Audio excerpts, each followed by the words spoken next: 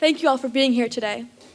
I came to College of the Atlantic straight out of high school, wanting to study nonprofits and community development. For 2 years, I took a wide range of courses and added some useful tools to my belt, but I hadn't yet found a passion to apply these tools to when I began to stall. In the spring of my sophomore year, I attended a human ecology forum given by the Yestermar Design Build School in Vermont, and I decided to apply to their semester program immediately.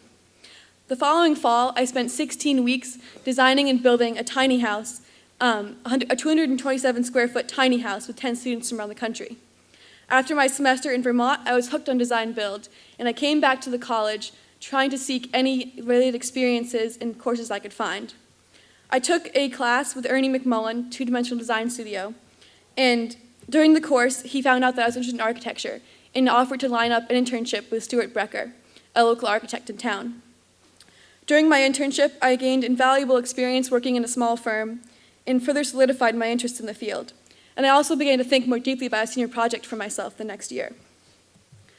I joined Campus Planning and Building Committee in my junior year, right before the group began to discuss presidential housing at College of the Atlantic.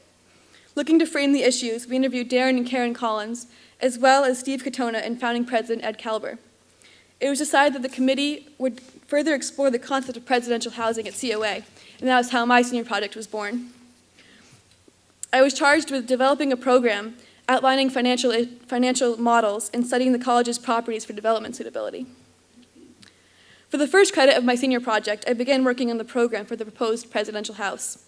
Architectural programming is often the most difficult and important step in the design process and consists of gathering information and defining problems to be later solved in a design. Through interviews with the Collins family and past presidents of COA, as well as a survey of other benchmark projects, I identified the general space requirements and programmatic goals of the presidential house.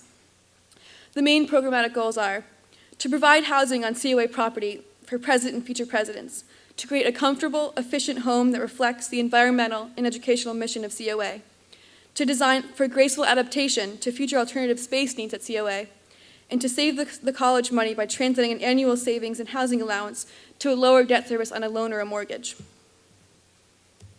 Over the winter, I took Geographic Information Systems with Gordon Longsworth, where I learned how to use ArcGIS software to generate a series of maps looking at the development suitability of the 3 proposed properties owned by COA. Our main campus, shown here on the screen, Peggy Rockefeller Farms, and the Cox property.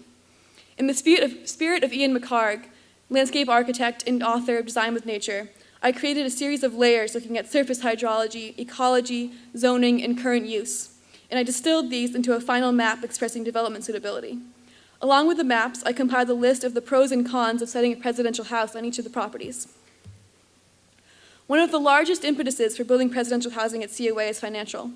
Currently, COA provides a housing stipend to the president of $35,000 a year. If we translate this stipend into a lower debt service on a loan or a mortgage, we can have an opportunity to save money. Assuming an interest rate of 5%, a term of 25 years, and setting aside $5,000 a year for maintenance and operating costs, Andy Griffiths and I, the CFO of the college, set a conservative budget for the project at $325,000. This spring, I worked with students in the Physics and Mathematics of Sustainability course to explore sustainable solutions for presidential housing and other proposed development at COA.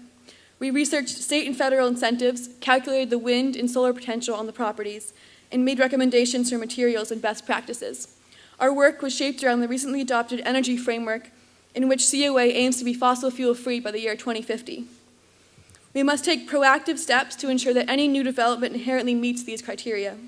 If the college community decides that building presidential housing on one of our properties is the right choice, we will have an amazing opportunity to create a renewable, replicable, educational, affordable, and adaptable building that will serve not only as a benchmark for the college, but also for the island and the state.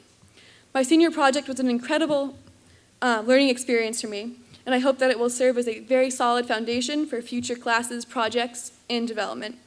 There are many more questions to answer and options to explore, and I'm looking forward to staying tuned and providing support as an alumna. Over the next year, I will be farming in Porter, Maine with my sister, Grace, starting construction on a new business and building tree houses around the country with my uncle, Pete Nelson. I want to thank all of the individuals and the groups who made this project possible. A special thanks to my mentor and project director, Millard Doherty. Thank you.